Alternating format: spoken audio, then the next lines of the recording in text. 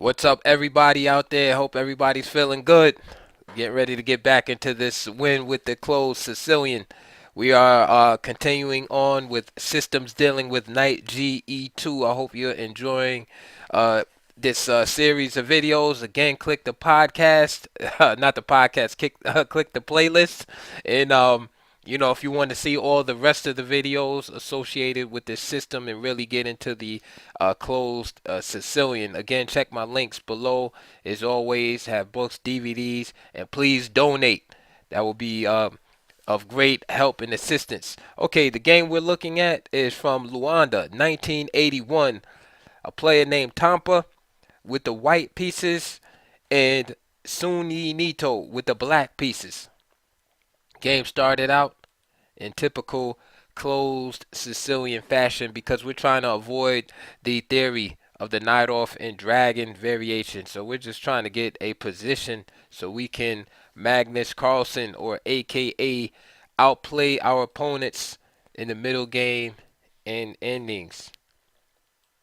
Of course, as with any opening, if the opponent doesn't know what he's doing in the closed Sicilian, of course he can get crushed really fast. So there's our knight GE2. Notice the same thematic idea of not blocking the F pawn so that the pawn can advance. And this opening was one of the favorites of the young Anatoly Karpov as an international master.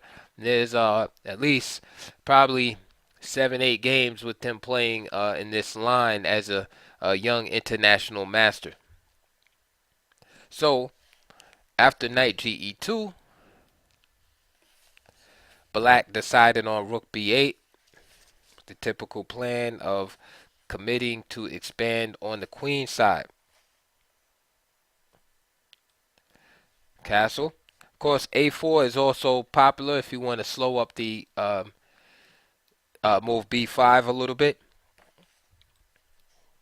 H5. Now this is a little bit strange because he's deviating from the typical plan of B5. But he's trying to disturb the king side protection over here for the white pieces. Alright.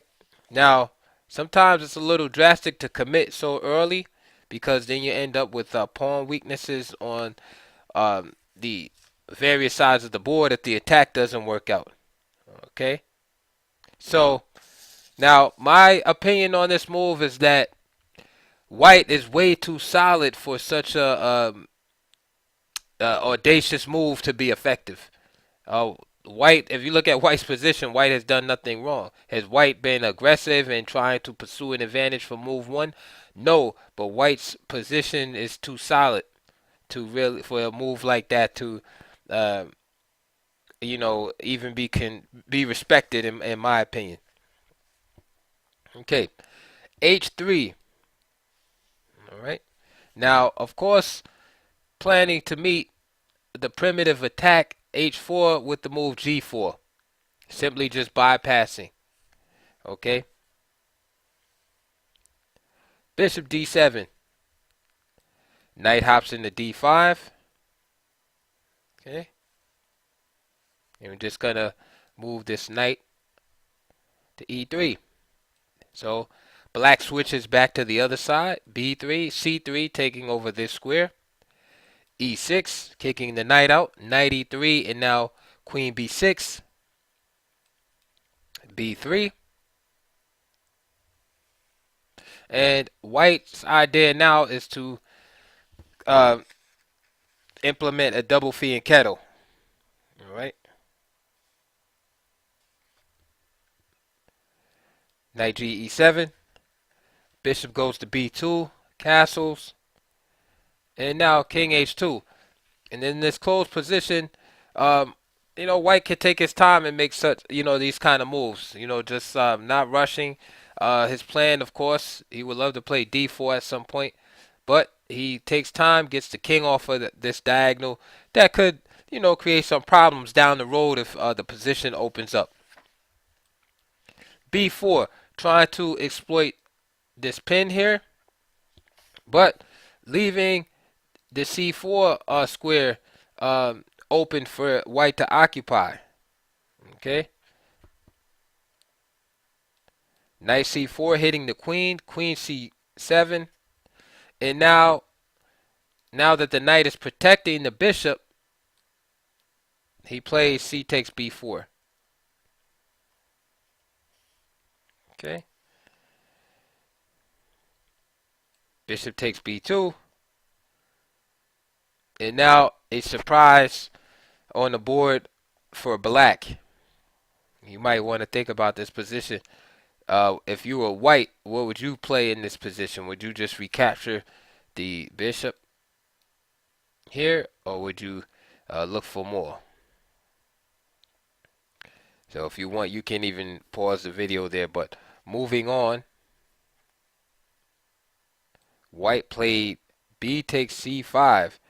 And this move gives a great advantage to white. Okay?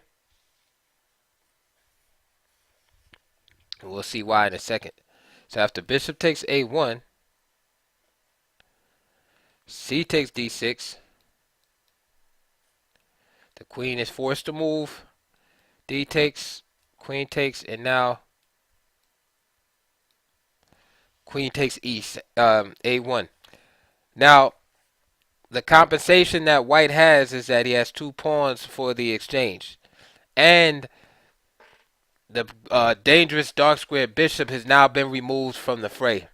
And you see this a lot in different openings whereby the dark square bishop is traded for an exchange of the rook on a1. You see it in the Dutch defense. You see it in various Fiend Kettle setups. Sometimes it's beneficial for the player that doesn't have the powerful bishop just to simply give up his rook for control on the long diagonal in the long term. So in this case, it's not that white has taken over the long diagonal a1 to h8, but he has 2 pawns for the exchange also. Okay, so this is excellent for white. Okay, so now he can either play for a kingside attack or he can play for an ending later on in advancing his majority of pawns up the board. So e5, right? Natural response, trying to shut things down on the dark squares. f4, f6. Now that the bishop is gone for black on g7, he replaces the coverage of the bishop with the pawns by putting the pawns on the dark squares. d4. Okay, of course, this is thematic, busting open the center. Knight takes, e takes, queen, right to the center. All right, so now the queen is centralized. All right. Bishop comes here, and now rook d1.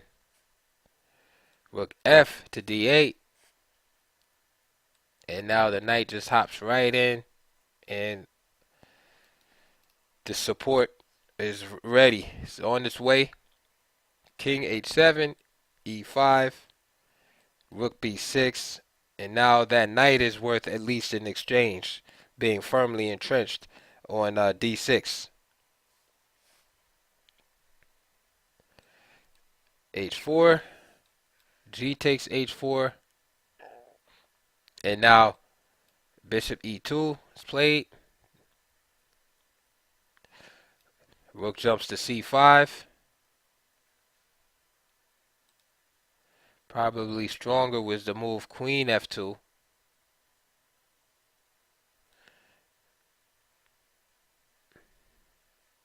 Attacking the bishop here.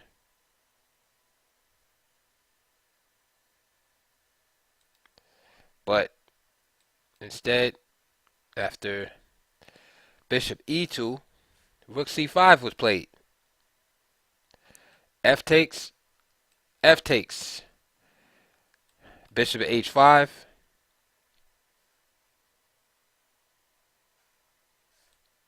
And now queen c3 was played here. Better is to play the move queen f4. And then the idea is after rook f8 and queen g3. And keeping an eye on the d6 square. without the harassment. Instead, queen c3, and now rook bd6. Like I said, that knight is definitely worth the exchange many times when it's far up the board like that.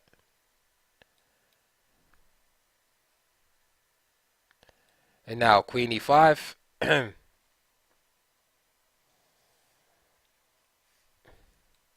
Queen takes, and the tides have turned. There's been some inaccuracies um, by white, and therefore black has a chance to hold things together.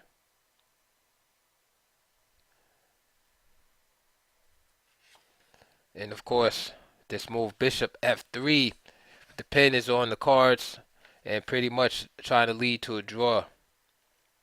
So king g3 is played. Rook takes a2. Rook e7. And then king h6. And this game is funny because black lost. Black lost on time, but the game is drawish. But black did lose on time. But basically white blew his chances. White had a big advantage uh at this point, but just it made a few mistakes. Like this is a great position for this is I'll stop right here. This is a great position for for white here. But again, these two players aren't the top of the top.